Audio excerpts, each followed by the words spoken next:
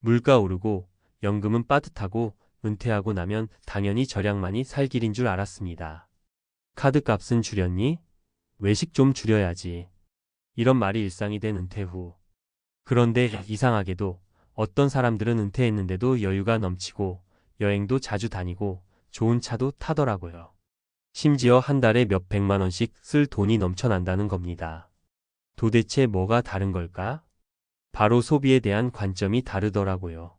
상위 20%의 은퇴자들은 단순히 아끼는 게 아니라 똑똑하게 쓰는 법을 아는 사람들이었습니다. 이번 글에서는 은퇴 후에도 돈이 넘치는 사람들이 절대 말 안 해주는 소비 비밀 3가지를 소개해 드릴게요. 진짜 사례와 함께요. 지금부터 같이 들여다보시죠. 상위 20%의 소비 비밀을 돈 쓰는 기준이 감정이 아니라 수익이다. 많은 은퇴자들이 소비를 줄이기 위해 절제를 선택합니다. 하지만 상위 20%는 그렇게 하지 않아요. 그들은 돈을 쓸 때 이게 나한테 어떤 이익을 줄까?를 먼저 생각합니다. 사례 1. 김도연 66세 은퇴 후 창업 성공. 김도연 씨는 대기업 부장을 끝으로 61세에 은퇴했어요. 그가 한 첫 소비는 1,000만 원짜리 커피 머신이었습니다. 미쳤다는 소리를 들었죠. 그런데요.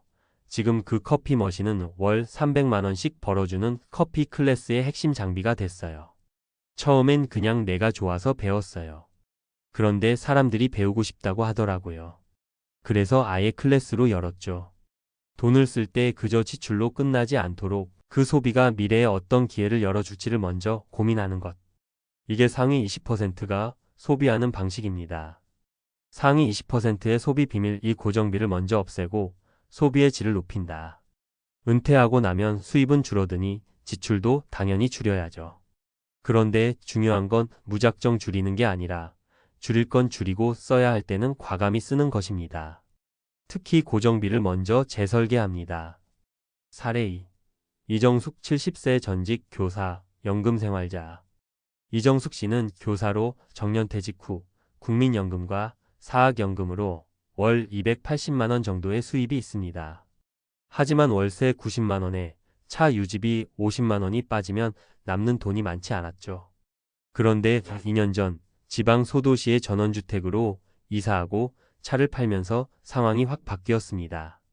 이제 월 고정 지출이 100만 원 이하. 그 차액으로는 오히려 1년에 한두 번 유럽 여행도 다녀온다는 겁니다. 예전엔 돈에 끌려다녔다면 지금은 돈이 나한테 자유를 줘요. 고정비를 줄이고 나면 소비의 질을 높일 수 있는 여유가 생깁니다. 이정숙 씨의 말처럼 필요 없는 지출보다 나를 위한 지출에 집중하는 게 핵심이죠. 상위 20%의 소비 비밀. 3. 소비가 아니라 순환이라는 개념으로 돈을 움직인다. 가장 중요한 차이는 이들이 소비를 단순히 쓰는 것이 아니라 흐르게 하는 것으로 본다는 겁니다. 돈은 가만히 있으면 썩어요. 흐를 때 가치가 생기고 그 흐름이 다시 자신에게 돌아오게 만드는 게 상위 소비법입니다. 사례 3. 박용석 68세 은퇴 후 지역 재단 설립. 박용석 씨는 대기업을 은퇴한 뒤 고향에 돌아가 지역 아동센터에 기부와 봉사를 시작했습니다. 그런데 1년 후 뜻밖의 일이 생겼어요. 그곳에서 봉사하던 중 한 청년에게 IT 교육을 제안받아 배웠고 지금은 온라인에서 노인을 위한 디지털 강사로 월 150만 원의 부수입을 벌고 있습니다. 기부로 시작했는데 돈이 들어오더라고요. 흐름을 만들었더니 그게 다시 나를 살려줬죠. 자신의 돈을 순환시키는 소비는 결국 나를 위한 투자가 됩니다. 이런 소비는 불안이 아니라 희망을 낳습니다. 은퇴 후 소비 이렇게 바꾸면 돈이 넘친다. 은퇴 후 삶을 바꾸는 건 더 벌자는 말이 아닙니다. 지금 있는 돈을 다르게 쓰는 것. 그걸 아는 사람이 결국 은퇴 후에도 돈이 넘치는 사람이 됩니다. 다시 정리해 볼게요. 소비 비밀 요점. 1. 감정 아닌 수익 중심 소비를 투자로 바꾸는 관점. 2. 고정비 줄이고 질 높은 소비 낭비 줄이고 가치 있는 곳에 쓰기. 3. 소비는 순환이다. 나눔, 경험, 관계로 이어지는 소비. 마무리하며 우리도 바꿀 수 있습니다. 나는 연금도 적고 저축도 없는데. 이런 분들도 계실 거예요. 하지만 위에 3사람 모두 지금 가진 걸 다르게 써본 사람들이었습니다. 꼭 비싼 장비가 아니라도 내가 좋아하는 걸 배우고 나누는 데 쓸 수 있고, 꼭 큰 이사를 하지 않아도 불필요한 고정비부터 조정할 수 있고, 꼭 거창한 기부가 아니더라도 관계와 경험에 돈을 써보는 것부터 시작할 수 있습니다. 지금 당신의 소비 그저 돈이 나가는 통로인가요? 아니면 삶이 흐르는 방향인가요? 은퇴 후에도 돈이 넘치는 비결, 그건 소득이 아니라 소비의 질과 방향입니다. 은퇴 후에도 돈이 넘치는 상위 20%의 소비 전략 무엇이 다른가? 서론 은퇴 후 경제적 격차, 소비 방식이 만든다. 은퇴 이후 경제적 여유를 누리는 사람들과 그렇지 못한 사람들의 가장 큰 차이는 단순한 자산 규모나 연금 수령액이 아닙니다. 전문가들은 소비 방식의 차이가 장기적인 자산 격차를 만든다고 지적합니다. 실제로 같은 연금 수령자임에도 누군가는 매달 적자를 걱정하고 누군가는 매달 잉여 자금을 투자하거나 여행에 활용합니다. 이런 차이를 만든 핵심은 다음 세 가지 소비 전략에서 비롯됩니다. 1. 지출을 투자처럼 관리한다. 소비 ROI RETURN 안인베스트먼트 관점. 상위 20% 은퇴자들은 소비를 단순한 지출이 아니라 미래 가치를 창출하는 행위로 봅니다. 핵심 개념 소비 ROI. ROI는 투자 수익률을 의미하지만 소비에도 동일하게 적용될 수 있습니다. 예를 들어 건강관리를 위한 운동기구 구매, 취미를 활용한 창업 준비 또는 교육비 등은 미래의 수익 또는 삶의 질 향상으로 이어질 수 있습니다. 실천 팁.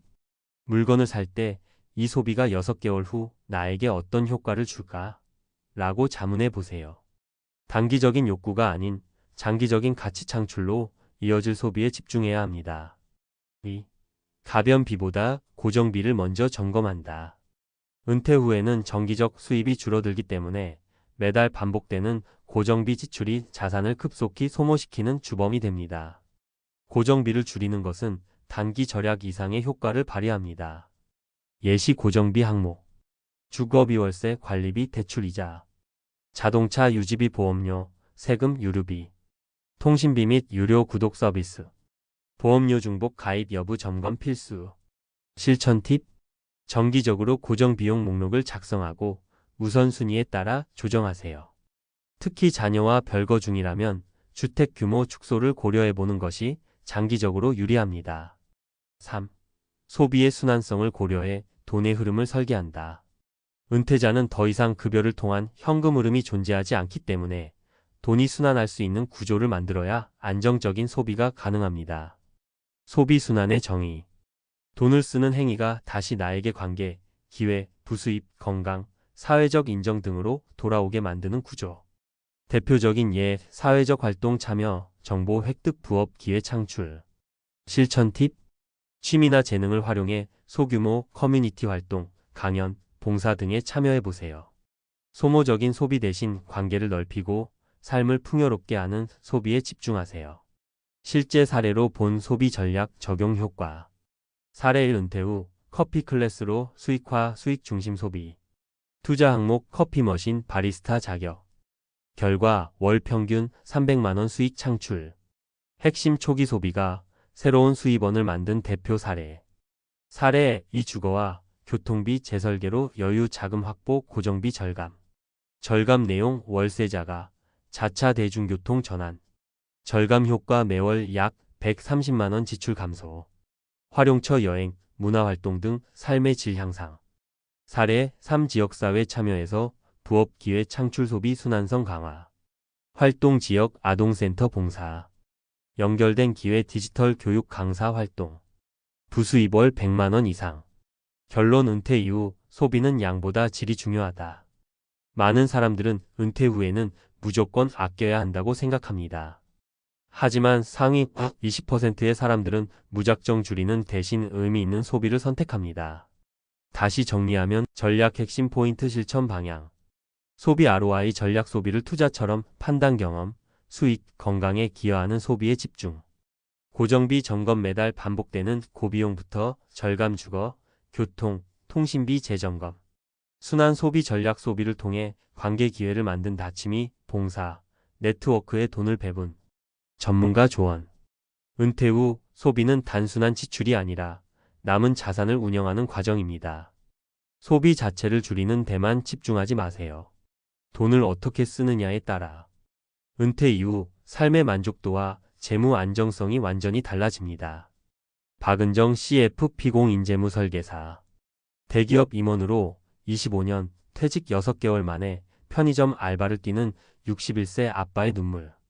이 말을 들으면 혹자는 어쩌다 저렇게 되었을까 싶을 수 있고, 또 누군가는 저건 남의 얘기가 아니야 라며 가슴 한켠이 무너지는 기분일 수도 있죠. 사실 어느 누구도 막상 은퇴를 하고 나면 내가 이렇게 될 줄은 몰랐다는 순간을 맞닥뜨릴 수 있습니다. 예전엔 퇴직 후 남은 시간이 짧을 거라 여기며 대비를 등한시했던 세대들도 있고, 열심히 준비한다고 해도 급변하는 경제 상황이나 인플레이션 등으로 인해 예상치 못한 재정적 어려움이 찾아올 수도 있죠. 누구나 직장 생활을 오래 하면 은퇴라는 문턱에 도달하게 됩니다. 특히 대기업 임원까지 지낸 분들은 나는 가만히 있어도 자문이나 컨설팅 정도는 쉽게 할 수 있겠지라는 기대를 갖기도 합니다. 그러나 현실은 점점 치열해지는 경쟁, 빠른 기술 변화, 나이로 인한 진입 장벽 등으로 인해 생각처럼 쉽지 않습니다. 과거의 커리어가 빛나 보였어도 은퇴 이후 새로운 시장에서 그 경력만으로는 안정적 일자리를 보장받기 어려운 시대가 되었습니다. 문제는 그 공백기 동안 어떻게 재정적 정신적으로 버티느냐에 달려 있는데, 제대로 준비되지 않았다면 적지 않은 사람이 방황하거나 급격히 생활 수준이 내려가는 어려움을 겪게 됩니다. 특히 우리 사회에는 퇴직 후에도 바로 연금이 빵빵하게 나오지 않는 경우가 많고, 설사 나오더라도 생활이 팍팍하지 않을 정도가 되기엔 역부족일 수 있습니다. 그래서 한때 고급 정장을 차려입고 임직원 회의에 참석하던 사람이 이제 새벽에 편의점 카운터 앞에서 인사하며 물건을 정리하는 모습을 볼 수도 있는 것이지요. 그렇다면 어떻게 해야 이런 은퇴 후 좌절을 조금이라도 줄일 수 있을까요? 그리고 편의점 알바를 뛰어야만 하는 상황 자체가 나쁘다고 말할 수 있을까요? 오늘은 은퇴 준비와 은퇴 후 삶을 좀 더 현실적으로 바라보고 실제로 겪고 계신 분들의 사례를 통해 조금이라도 깨달음이나 위안을 얻고자 합니다. 본론 정보성 에세이. 은퇴 후 소득 공백의 현실. 과거에는 직장에서 퇴직하면 곧장 연금이 풍족하게 나오거나 자녀들이 부모를 모시는 가족주의 문화가 강했습니다. 하지만 현대에는 평균 수명이 늘고 자녀도 독립적인 삶을 추구하며 기존 연금 제도만으로는 생활비를 충당하기 쉽지 않습니다. 그러다 보니 퇴직 후에는 어느 정도 일자리가 필요하지만 나이와 경력을 고려해도 기존 직장에서 누리던 혜택과 급여 수준을 유지하기는 어렵습니다. 게다가 재취업을 하려 해도 정년 후 재취업에 대한 사회적 시선도 아직은 삭막한 편이죠. 이렇듯 소득 공백이 생기면 현금 흐름이 뚝 끊기니 원치 않아도 가파르게 지출을 줄이거나 상황에 맞는 급여가 낮은 일자리라도 구해야만 살아갈 수 있습니다. 문제는 체면이나 자존심 때문에 고민이 많아지고 본인 스스로 나는 이렇게까지 떨어질 사람이 아니었는데라는 생각에 자괴감이 커지며 몸과 마음이 모두 힘들어진다는 점이에요. 퇴직 후 관계 변화와 심리적 소외감. 은퇴 전에는 직장 내에서 사람들과 어울리며 대체로 자신의 자리가 존재합니다. 임원급에 오르면 중요한 의사 결정에도 참여하고 존중받으며 부하 직원이나 동료와 활발하게 소통하죠. 하지만 퇴직을 하게 되면 하루아침에 더 이상 회사로부터 필요로 되지 않는 존재가 되어버릴 수 있습니다. 또한 가족들과도 새로운 갈등 지점이 생길 수 있습니다. 평일에도 온종일 집에 있다 보니 배우자나 자녀 입장에서는 오히려 불편해지기도 하고, 반대로 은퇴한 본인은 가족의 지지와 배려가 필요함에도 기대만큼 얻지 못하면 좌절감에 빠지기도 합니다. 은퇴 이후 자신을 아무 가치도 없는 사람으로 여기게 되면 자기계발이나 새로운 취미를 찾는 시도를 하기조차 두려워집니다. 시도했다가 실패하면? 이라는 걱정과 이 나이에 뭘 또 새로 시작해라는 주변 시선 때문에 더욱 움츠러들게 되죠. 새로운 일자리와 정체성에 대한 도전. 많은 은퇴자들이 생계를 위해 일자리를 알아보지만 일단 나이가 많으면 정규직보다 단기 계약직, 아르바이트, 파트타임 업무만 가능해지는 경우가 흔합니다. 그렇게 기존 위상이 무너진 것 같은 느낌이 들 수 있죠. 반면 긍정적으로 생각해보면 꼭 기존 커리어에 연연할 필요는 없습니다. 이전의 경력이나 직책과 전혀 다른 업종일지라도 소득을 마련하고 자부심을 찾아가는 과정을 통해 두 번째 삶을 열어갈 수 있습니다. 중요한 건 초심자로 돌아가는 용기와 새로운 환경에서 배우는 자세이죠. 사례 1 자영업 실패로 다시 직장 찾는 60대, 내가 운전을 하게 될 줄이야. 씨는 50대 중반의 직장에서 나름 큰 보직을 맡았고 퇴직금을 받아 자영업에 도전했습니다. 처음엔 음식점을 차려서 성공할 줄 알았죠. 그런데 업계 경쟁이 치열하고 장사가 잘 될 때도 인건비와 재료비가 계속 올라 이윤이 줄었습니다. 결국 몇 년 안 돼 빚까지 떠안고 가게를 정리해야만 했습니다. 자영업을 접은 뒤 씨에게 남은 것은 높아진 생활비와 불안해진 마음뿐이었어요. 나이는 이미 60대 초반, 재취업 문턱이 높았지만 어떻게든 수입이 필요했습니다. 고민 끝에 택시기사 자격증을 따고 운전을 시작했습니다. 처음엔 어떻게 임원까지 지낸 내가 이렇게 거리에 나서게 되었나 하는 마음에 부끄럽고 자존심도 상했습니다. 하지만 승객들을 만나 대화하면서 새로운 에너지도 받곤 하죠. 자신의 캐리어가 사회생활의 끝이라 여기지 않고 새로운 일자리에서 인간관계를 다시 채워나가려 노력한 끝에 이젠 어느 정도 만족감을 느낀다고 합니다. 옛날엔 운전을 시켜주는 기사님이 있었는데 이젠 내가 그 자리에 있다면서도 내가 운전하며 만나는 다양한 사람들의 삶이 나에게도 자극이 된다는 말을 하더군요. 사례 2 명퇴 후 5년 편의점 야간 알바로 일어서려는 61세 아버지의 사연. B씨는 대기업에서 25년간 근무하면서 임원 직함까지 달았지만 회사가 대대적인 구조조정을 시행하면서 자발적 명예퇴직을 권유받았습니다. 당시 퇴직금을 좀 더 두둑하게 받아 곧장 자녀 학비와 주택 대출을 청산하고 이제는 조금 쉬면서 다음 일을 찾자라고 생각했습니다. 하지만 1년도 채 안 되어 생활비가 빠듯해졌습니다. 매달 고정적으로 나가는 관리비, 식비, 그리고 자녀가 아직 취업하기 전이라 이것저것 지원해줘야 할 일도 많았죠. 예상보다 큰 지출에 적립해둔 퇴직금도 눈 녹듯 사라졌습니다. 자존심이 상하지만 밤낮 없이 구직 활동을 하던 중 결국 편의점 야간 아르바이트를 택하게 됩니다. 새벽 12시부터 아침 8시까지 일하면서 손님을 맞이하고 물건 진열과 간단한 계산, 청소 등을 합니다. 한때는 협력업체 직원들도 나를 보면 깍듯이 인사를 했는데 이제는 사람들이 나를 거의 신경도 안 쓴다며 씁쓸해하죠. 그럼에도 몸은 힘들어도 당장 내가 벌어야 내일의 끼니가 해결된다라며 꼬박꼬박 근무를 나가십니다. 의외로 밤 시간에는 손님도 많지 않아 조용히 책을 보거나 앞으로 무엇을 할지 계획을 세워볼 수도 있다고 합니다. 다시 한번 재기를 꿈꾸고 있다고 해요.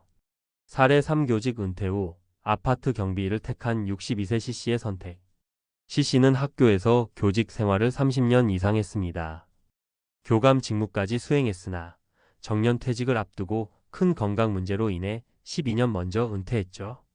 당시 받은 퇴직금과 연금만으로는 아내와의 노후 생활이 그리 풍족하지 않을 듯해서 아파트 경비 일을 시작하게 됐습니다.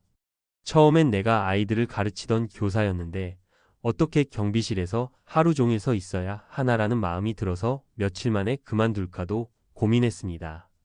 하지만 막상 일을 해보니 주민들과 인사를 주고받고 택배를 관리해주는 과정에서 교사 시절보다 더 많은 사람들의 애환과 이야기를 듣게 된다며 생각이 바뀌었습니다. 물론 서 있는 시간이 많아 다리가 아프고 주민 중에는 예의를 안 지키는 사람도 있어서 스트레스를 받을 때가 있지만 뜻밖에도 교직 시절의 돌봄 정신이 많은 도움이 된다고 해요. 이제 와서 내 학력을 알아주는 사람은 없지만 매일 아침 출근해 누군가에게 도움이 된다는 자체가 삶의 의미를 다시 찾아주더라고 말하십니다. 결론 및 재현. 위 사례들을 보면 은퇴 후에는 아무리 화려한 경력이 있어도 일을 시작하는 자세는 거의 새내기와 다름없다는 사실을 알 수 있습니다. 직책, 명예, 기존의 급여 등 우리가 붙들고 있던 많은 것들이 은퇴와 동시에 사라지거나 무의미해지기 쉬운 현실이죠. 그렇다면 은퇴자들에게 꼭 필요한 준비와 태도는 무엇일까요? 재무적 준비. 퇴직 후 최소 5년에서 10년 정도는 착할 수 있는 금융 플랜이 필요합니다. 은퇴 전부터 가능한 절약과 저축, 그리고 퇴직금 운용 방법을 구체적으로 고민해야 합니다. 연금, 보험, 부동산 임대 등 다양한 소득원이 있다면 그나마 좋겠지만 상황에 따라 다름으로 전문가의 도움을 받아 포트폴리오를 구성하는 것이 안전합니다. 심리적 정서적 준비. 은퇴 후 나는 무엇을 할 때 기쁨을 느끼는 사람인가? 어떤 일을 하면 내가 스스로 가치 있다고 느낄 수 있는가를 미리 고민해 보면 좋습니다. 은퇴하면서 갑자기 시간적인 여유가 크게 생기는데 이를 어떻게 보낼지에 대한 플랜 B를 만드는 것도 중요합니다. 운동, 독서, 봉사활동, 혹은 아예 새로운 기술을 배우는 등 재도전이나 재발견의 시기로 삼아보세요. 가족 및 주변인과의 소통. 퇴직 이후 가장 힘든 것 중 하나가 가족과의 관계 변화, 그리고 소외감입니다. 평소에 대화가 부족했다면 은퇴 후 갑자기 함께 보내는 시간이 늘어나면서 서로 어색해질 수도 있습니다. 중요한 건 가족과 충분히 이야기하면서 함께 앞으로 어떻게 해나갈지 계획하고 현실적인 기대치와 서로에게 필요한 부분을 명확히 공유하는 것이죠. 새로운 배움에 대한 개방적 태도. 이제는 평생 학습의 시대라 해도 과언이 아닙니다. 기술 환경이 빠르게 바뀌고 사회적 트렌드도 금세 변합니다. 한번 은퇴했다고 해서 자기 개발을 멈추면 기회가 오더라도 잡기 어렵습니다. 온라인 강의나 지역 문화센터 등을 통해 끊임없이 배우려는 마음가짐이 있다면 예기치 못한 곳에서 인연과 새로운 일의 가능성이 열릴 수 있습니다. 은퇴 후의 삶은 결코 일직선이 아닙니다. 내가 그동안 쌓아온 게 있으니 별 문제 없겠지라고 안일하게 생각하다가는 현실의 벽을 제대로 맞닥뜨리기 쉽습니다. 동시에 이전보다 한 단계 낮아진 일자리라고 해서 무작정 슬퍼할 필요도 없습니다. 시대가 바뀌고 있으니 은퇴자들도 더 유연하게 생각하고 자신만의 길을 새롭게 만들어 나가야 합니다. 당신이 대기업 임원으로 25년, 퇴직 6개월 만에 편의점 알바를 뛰는 61세 아빠와 같은 상황을 마주했을 수도, 혹은 아직 은퇴를 준비하는 입장일 수도 있습니다. 어떠한 위치에 있든 중요한 건 마음을 닫아버리지 않는 것, 그리고 앞으로 펼쳐질 2030년 혹은 그 이상의 시간을 조금이라도 의미 있고 알차게 보내기 위해 작은 것부터 움직여보는 자세입니다. 그 한 걸음 한 걸음이 쌓이면 언젠가는 다시금 자신이 누군가에게 필요한 사람임을 깨닫고 새로운 가치를 만들어낼 수 있으리라 믿습니다. 무엇보다 현실을 부정하기보다는 수용하고 그 위에서 제도약을 도모하는 용기가 큰 힘이 되어줄 거예요. 오늘의 이야기가 퇴직 후에도 삶은 이어지고 또 다른 기회와 기쁨이 있을 수 있다는 희망을 전하는 작은 씨앗이 되길 바랍니다. 정말 이렇게 빨리 무너질 줄은 몰랐어요. 62세에 퇴직한 박 선배의 목소리는 떨렸습니다. 30년 넘게 한 회사에 성실히 다녔고 퇴직금도 억 단위로 받았죠. 평생 쓰고도 남을 줄 알았던 그 돈이었는데 불과 3년 만에 바닥을 보았습니다. 그제야 알았습니다. 은퇴 후의 삶은 돈을 쓰는 속도와 돈이 줄어드는 속도를 예측하지 못하면 생각보다 훨씬 빠르게 벼랑 끝으로 몰린다는 걸요. 저 역시 주변에서 이런 이야기를 많이 듣습니다. 집값은 올랐는데 현금은 없네. 연금 받기 전까지 버티기가 이렇게 힘들 줄이야. 자식 결혼 한번 도와줬더니 내 노후가 사라졌어. 사람들은 은퇴하면 편안한 여유를 누릴 줄 알지만 현실은 전혀 다릅니다. 퇴직과 동시에 매달 들어오던 월급이 끊기고 그 자리를 지출만이 채우죠.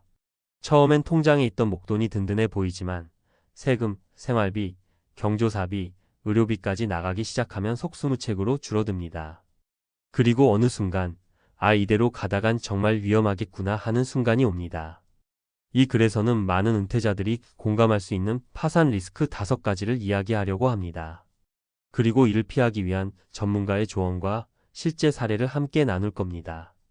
왜냐하면 은퇴 후의 삶은 준비된 사람과 그렇지 않은 사람의 차이가 상상 이상으로 크기 때문입니다. 1. 자식에게 과도한 경제적 지원. 은퇴 후 가장 흔한 파산 원인 1위는 바로 자식 투자입니다. 결혼 자금, 전세 보증금, 창업 지원 부모 마음은 당연히 도와주고 싶죠. 하지만 그 순간 판단을 잘못하면 평생 모은 노후 자금이 순식간에 날아갑니다. 사례 1. 자식 결혼 한 번에 노후가 무너진 60대 부부. 서울에 사는 김모 씨 부부는 아들 결혼 때 2억 원을 보탰습니다. 원래 계획은 퇴직금 5억 중 3억은 노후 생활비, 2억은 투자였습니다. 하지만 아들이 결혼 후 직장을 그만두고 사업을 시작했는데 1년 만에 실패. 빚은 그대로 부모 몫이 됐습니다. 김 씨 부부는 다시 일할 수도 없는 나이에 남은 돈으로는 생활이 버겁다며 매달 적자 상태로 살고 있습니다. 전문가 인사이트. 전문가들은 자식 지원은 도와주는 게 아니라 빌려주는 개념으로 접근하라고 조언합니다. 반드시 계약서나 차용증을 쓰고 상환 계획을 세워야 합니다. 감정에 이끌려 한 번에 큰 금액을 주면 돌이킬 수 없습니다. 2. 무리한 창업 투자.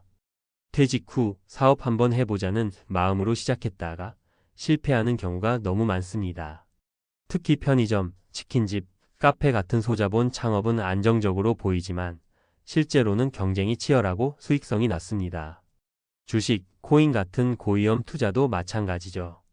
사례 이퇴직 후 카페 창업, 1년 만에 폐업한 전직 은행원. 부산에 사는 최모 씨는 30년간 은행에서 일하다 퇴직 후 카페를 차렸습니다. 인테리어와 기계 구입에만 1억이 들었죠. 하지만 예상보다 손님이 적었고 1년 만에 권리금 없이 내놔야 했습니다. 내 경험이면 돈 버는 건 문제 없을 줄 알았는데 장사는 전혀 다른 세계더라는 게 최 씨의 말입니다. 전문가 인사이트. 창업은 은퇴 후 수입원이 아니라 위험한 도전입니다. 전문가들은 퇴직 후 최소 12년은 창업을 미루고 충분한 시장 조사와 경험을 쌓으라고 권합니다. 안정적인 현금 흐름이 없으면 사업이 아니라 모험이 됩니다. 3. 과소평가한 의료비. 나이가 들수록 의료비는 상상 이상으로 올라갑니다. 특히 건강보험이 있어도 비급여 항목은 본인 부담이 큽니다. 치과 임플란트, 무릎 수술, 암치료 등은 수백만 수천만 원이 나가기도 합니다. 사례 3 의료비로 퇴직금의 절반을 쓴 70대 부부. 경기도에 사는 박모 씨는 퇴직 후 5년간 비교적 건강하게 지냈지만 아내가 암 진단을 받으면서 상황이 바뀌었습니다. 항암 치료와 비급여 약값, 병원 왕복, 교통비까지 합쳐 1년 만에 8천만 원이 나갔습니다. 박 씨는 이제 남은 돈으로는 생활이 불안하다며 주택연금 가입을 고민 중입니다. 전문가 인사이트. 의료비는 언젠가 쓸 돈입니다. 퇴직 후 자산 계획을 세울 때 생활비 외에 의료비 전용 자금을 최소 3천만 5천만 원은 따로 빼두는 것이 안전합니다. 또한 장기요양보험, 실손보험 등 노후 의료비 대비 상품을 미리 점검해야 합니다. 4. 생활 수준을 줄이지 못하는 습관. 퇴직 후에도 현역 시절의 소비 패턴을 유지하는 사람들은 위험합니다. 월 500만 원씩 쓰던 사람이 은퇴 후에도 그대로 쓰면 아무리 많은 자산이 있어도 금세 고갈됩니다. 전문가 인사이트. 은퇴 후 지출은 절반으로 줄인다는 각오가 필요합니다. 처음엔 불편하지만 36개월만 버티면 적응됩니다. 실제로 은퇴 후 2년 차에 접어든 사람들 중 상당수가 처음에는 불안했는데 줄여도 크게 불편하지 않더라고 말합니다. 5.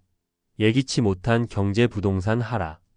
자산의 대부분을 부동산에 묶어둔 경우 집값 하락이나 거래 절벽이 오면 현금 유동성이 막힙니다. 주식시장 폭락도 마찬가지죠. 은퇴 후 이런 충격을 버틸 여유 자금이 없으면 생활이 바로 흔들립니다. 전문가 인사이트. 은퇴 후 자산은 안정성이 최우선입니다. 변동성이 큰 투자 비중을 줄이고 생활비 35년치는 현금이나 안전자산으로 확보해 두는 것이 중요합니다. 마무리 늦지 않았다. 지금부터 준비하자. 은퇴 후 무너지는 사람들은 대부분 돈이 없어서가 아니라 돈의 흐름을 잊지 못해서입니다. 자식 지원, 무리한 창업, 의료비, 소비 습관, 경기 변동 이 5가지 함정을 피하기만 해도 은퇴 빈곤에서 멀어질 수 있습니다. 지금 통장을 열어보세요. 그리고 스스로에게 물어보세요. 이 돈으로 앞으로 2030년을 버틸 수 있을까? 대답이 불안하다면 아직 늦지 않았습니다. 소비를 줄이고 위험한 투자를 멈추고 현금 흐름을 점검하세요. 은퇴 후의 진짜 평화는 많이 벌었던 과거가 아니라 오래 버틸 수 있는 현재에서 옵니다. 이어서 앞서 다룬 퇴직 후 파산 리스크 5가지를 바탕으로 전문가 관점에서 더 구체적이고 실용적인 전략과 팁, 실제 활용 사례를 중심으로 풀어드리겠습니다. 퇴직 후 가장 중요한 건 결국 현금 흐름 관리입니다. 월급이 끊기는 순간부터 삶의 패턴이 완전히 바뀌기 때문에 단순히 통장에 돈이 있다고 안심할 수 없습니다. 여기서 핵심은 수입과 지출을 정확히 예측하고 위험 요인을 최소화하며 언제든 대응할 수 있는 유동성을 확보하는 것입니다. 1. 자식 지원, 계획 없이 하면 노후가 무너진다. 자식에게 돈을 지원할 때는 선물이 아니라 계획적 대출 개념으로 접근해야 합니다. 실제로 은퇴자 중 60%가 자식 지원 때문에 노후 자금이 줄어들었다고 합니다. 실제 사례. 서울 강남에 사는 65세 김 씨는 딸 결혼과 주택 전세 보증금 지원으로 총 2억 5천만 원을 썼습니다. 퇴직금은 원래 5억 원이었지만 생활비와 투자 실패까지 겹쳐 남은 돈은 1억도 안 됐죠. 김 씨는 지금 매달 생활비를 180만 원 수준으로 줄이고 부업으로 월 50만 원을 벌고 있습니다. 전문가 팁. 자식 지원 시 반드시 계약서 작성과 상환 계획 마련. 금액은 전체 퇴직금의 2030% 이내. 지원 후 남은 돈으로 최소 510년 생활 가능한 안전망 확보. 2. 창업 투자, 준비 없는 도전은 절대 금물. 퇴직 후 창업은 매력적이지만 통계적으로 소자본 창업의 70%가 3년 내 실패합니다. 주식이나 코인 등 고위험 투자도 마찬가지입니다. 실제 사례. 부산에서 30년 은행원으로 일한 최 씨는 카페 창업에 1억 원을 투자했지만 월 수익이 100만 원을 넘지 않아 1년 만에 폐업했습니다. 창업 비용과 생활비를 합쳐 1억 5천만 원 손실, 퇴직금의 절반을 날린 셈이죠. 전문가 팁. 창업 전 6개월 1년 이상 시장 조사와 아르바이트 경험으로 수익성 검증. 초기 비용은 퇴직금 1020% 이내로 제한. 수익이 불확실한 초기 12년은 생활비를 창업비에 의존하지 않도록 계획. 3. 의료비 꼭 미리 대비하라. 50대 후반 60대 이후에는 예상치 못한 의료비 지출이 급증합니다. 특히 비급여 치료는 수백만 천만 원 단위로 나갑니다. 실제 사례. 경기도에 사는 박 씨 부부는 아내가 암 진단을 받으며 1년간 8천만 원을 썼습니다. 생활비까지 합치면 퇴직금 절반 이상이 1년 만에 소진됐죠. 전문가 팁. 의료비 전용 계좌를 따로 만들어 최소 3천만 5천만 원 확보. 장기요양보험, 실손보험, 치과보험 등 노후 특화 보험 점검. 연 1회 건강검진과 예방조치로 큰 병 대비. 4. 생활비 현실적인 조정이 필요하다.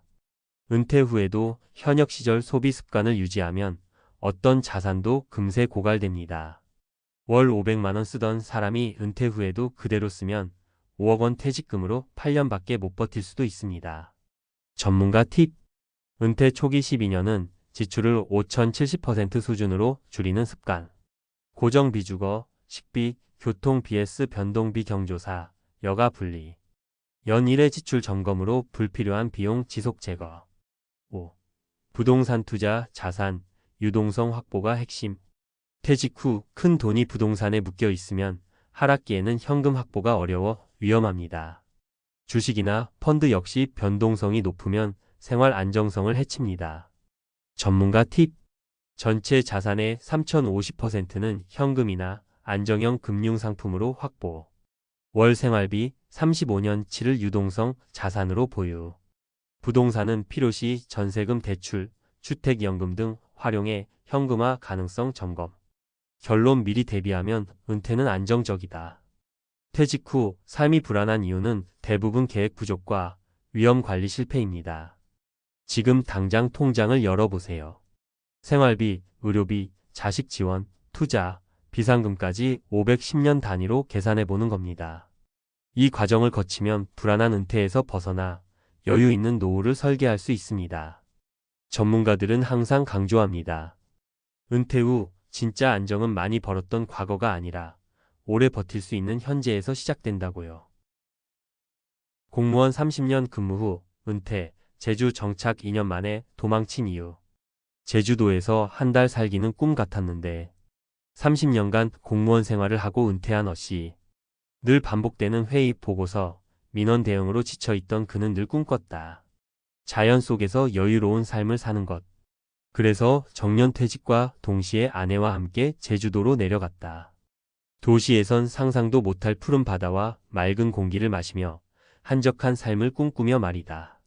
하지만 그가 제주 생활을 지속한 것은 고작 2년. 왜 그는 그렇게 꿈꿨던 제주 생활을 포기하고 다시 육지로 돌아왔을까? 많은 사람들이 은퇴 후 새로운 삶을 꿈꾼다.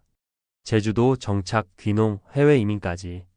하지만 현실은 늘 우리가 기대하는 대로 흘러가지 않는다. 이번 글에서는 씨의 사례를 중심으로 은퇴 후 정착이 왜 어려운지, 그리고 우리가 은퇴 후 삶을 어떻게 준비해야 하는지 살펴보겠다. 1. 생각했던 것과 다른 현실. 돈이 부족했다. 씨는 은퇴 전 노후 대비를 어느 정도 해뒀다고 생각했다. 공무원 연금도 있고 은퇴 후에도 큰 걱정은 없을 거라고 믿었다. 하지만 막상 제주도로 내려가 보니 예상치 못한 지출이 계속 생겼다.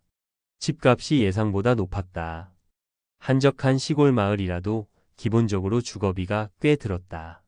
신선한 식자재를 기대했지만 관광지 특성상 마트 가격이 비쌌다. 차량 유지비도 문제였다. 제주에서는 대중교통이 불편해서 차가 필수인데 기름값도 꽤 부담이 됐다. 처음엔 이 정도야 감수할 수 있지 싶었지만 시간이 지날수록 경제적 압박이 커졌다. 계획했던 것보다 돈이 빠르게 줄어들면서 그는 이러다간 연금만으로 못 버틸 수도 있겠다는 불안감이 들기 시작했다. 해결책. 은퇴 후 생활비는 지금보다 훨씬 많이 든다는 점을 고려해야 한다. 특히 새로운 곳으로 이주할 경우 예상치 못한 지출이 많을 수 있다. 노후 자금 계획을 세울 때 현실적인 지출을 감안하는 것이 중요하다. 2. 예상치 못한 외로움. 관계 단절이 문제였다. 씨는 평생 공무원으로 일하며 늘 바쁜 삶을 살았다. 주변에 동료들도 많았고 사회적 관계 속에서 살았다. 하지만 제주도에 오니 상황이 달라졌다. 친한 친구들이 모두 육지에 있었다. 만날 사람이 없으니 점점 무료해졌다. 마을에선 육지 사람이라며 거리감을 두었다. 다가가려 해도 생각보다 쉽지 않았다. 부부가 하루 종일 붙어 있으니 사소한 문제도 다툼이 되었다. TV에서 보면 제주에서 한가롭게 커피 마시고 바다를 보며 산책하는 모습이 그려진다. 하지만 정작 그 삶을 직접 살아보면 인간관계의 단절이 크게 다가온다. 결국 씨는 이곳에서 평생 살 자신이 없다며 다시 돌아갈 결심을 했다. 해결책. 은퇴 후에는 경제적인 준비뿐 아니라 사회적 관계도 미리 생각해야 한다. 이주를 계획하고 있다면 미리 여러 번 살아보면서 적응할 시간을 갖는 것이 중요하다. 인간관계를 어떻게 유지할지도 전략적으로 고민해야 한다. 3. 심심해서 미칠 뻔했다. 할 일이 없었다. 은퇴 후 씨는 아침에 눈을 떴을 때 오늘 뭘 해야 할지 몰랐다. 평생 직장 생활을 하면서 바쁘게 살았는데 이제는 해야 할 일이 없는 것이다. 바닷가 산책도 등산도 처음엔 좋았지만 오래 가진 않았다. 책을 읽고 여행을 다녀봐도 만족감이 채워지지 않았다. 일상에 작은 목표가 없으니 삶이 점점 무기력해졌다. 결국 씨는 스스로 의미 있는 일을 찾아야겠다고 결심했다. 하지만 제주도에서 새롭게 일을 찾기엔 제한이 많았다. 결국 그는 다시 육지로 올라가 소규모 창업을 하면서 다시 활력을 되찾았다. 해결책. 은퇴 후에도 뭔가 의미 있는 일을 지속해야 한다. 단순히 쉬는 것만이 목표가 아니라 내가 어떤 방식으로든 성취감을 느낄 수 있는 활동을 계획하는 것이 필요하다. 창업, 취미활동, 봉사활동, 파트타임 일자리 등 다양한 방법을 고민해보자. 4. 뇌과학이 말하는 은퇴 후 삶의 질 결정 요소. 과학적으로도 은퇴 후 삶에서 가장 중요한 요소는 사회적 관계, 목적 있는 활동, 그리고 지속적인 학습이다. 사회적 관계. 하버드 성인 발달 연구. 하버드 스터디 오브 어덜트 디벨로프먼트에 따르면 가장 행복한 노년을 보내는 사람들은 돈이 아니라 지속적인 사회적 관계를 유지한 사람들이었다. 외로움은 심장병, 우울증, 치매 위험을 높인다.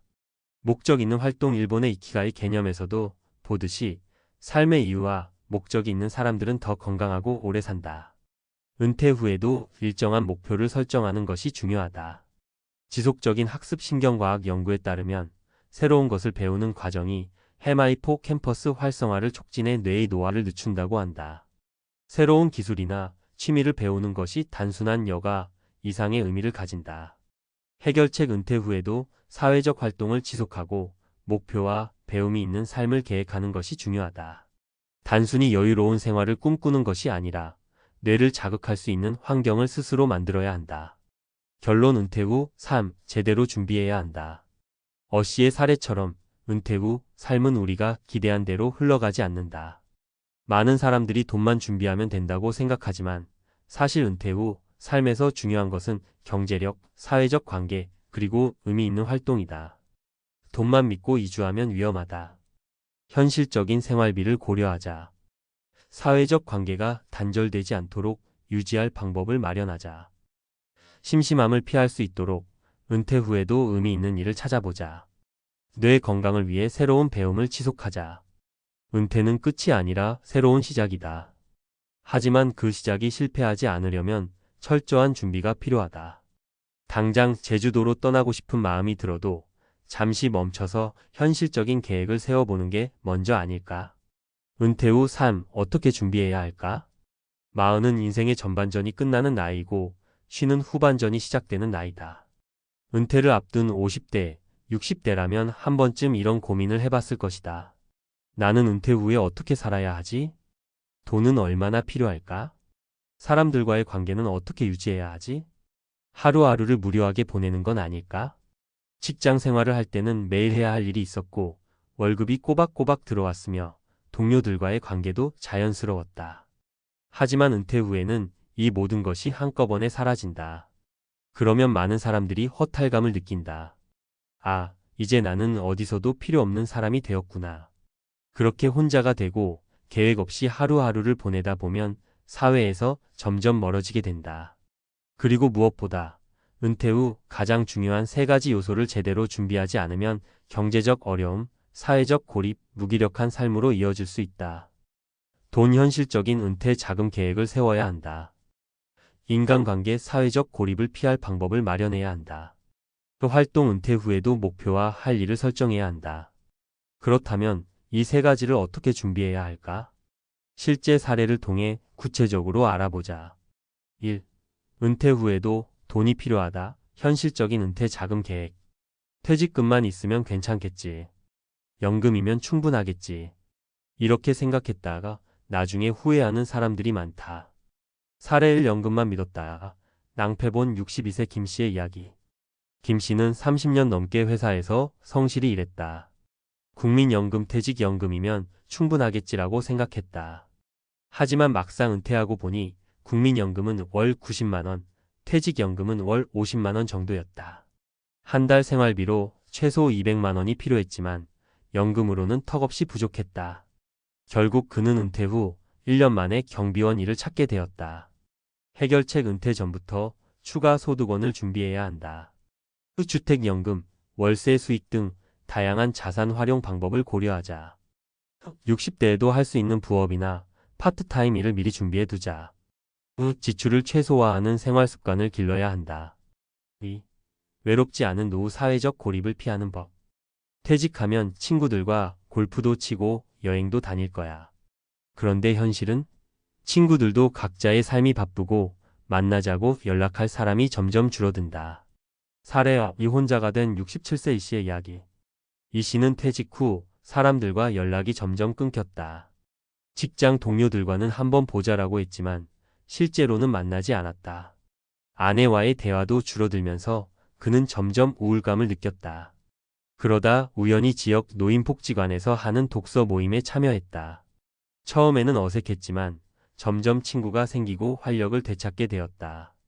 해결책 은퇴 후에도 사회적 관계를 유지하는 방법을 마련해야 한다. 동호회, 자원봉사, 모임 등에 참여하자. 정기적으로 연락할 수 있는 친구 34명을 만들어 두자. SNS, 유튜브, 블로그 등을 활용해 새로운 소통 창구를 만들자. 3. 목표 없는 삶은 무너진다. 은퇴 후에도 할 일이 필요하다. 이제 좀 쉬어야지. 라고 생각하며 은퇴 후 아무 계획 없이 살다 보면 무기력증이 찾아온다. 사례 3, 70세에도 활기차게 사는 박 씨의 이야기. 박 씨는 은퇴 후 1년간 아무것도 하지 않았다. TV만 보며 지내던 그는 점점 건강이 나빠지고 우울해졌다. 그러다 취미로 시작한 텃밭 가꾸기를 하면서 삶이 바뀌었다. 하루하루 할 일이 생기고 시장에 가서 사람들과 대화하는 시간이 늘어나면서 건강도 좋아졌다. 해결책. 은퇴 후에도 목표를 가져야 한다. 새로운 취미를 만들자. 운동, 글쓰기, 악기 배우기 등 작게라도 경제활동을 해보자. 유튜브, 블로그, 강연 등 배울 수 있는 것을 찾아보자. 온라인 강의, 독서 모임 등. 결론. 은퇴 준비, 선택이 아니라 필수다. 은퇴 후 삶이 풍요롭고 건강하게 유지되려면 반드시 경제적 준비, 사회적 관계 유지, 목표와 할 일 설정. 이 세 가지가 꼭 필요하다. 당신은 어떤 준비를 하고 있는가? 나중에 생각하지 뭐. 라고 미루지 말고 지금부터 준비해보자. 지금의 선택이 당신의 미래를 결정한다.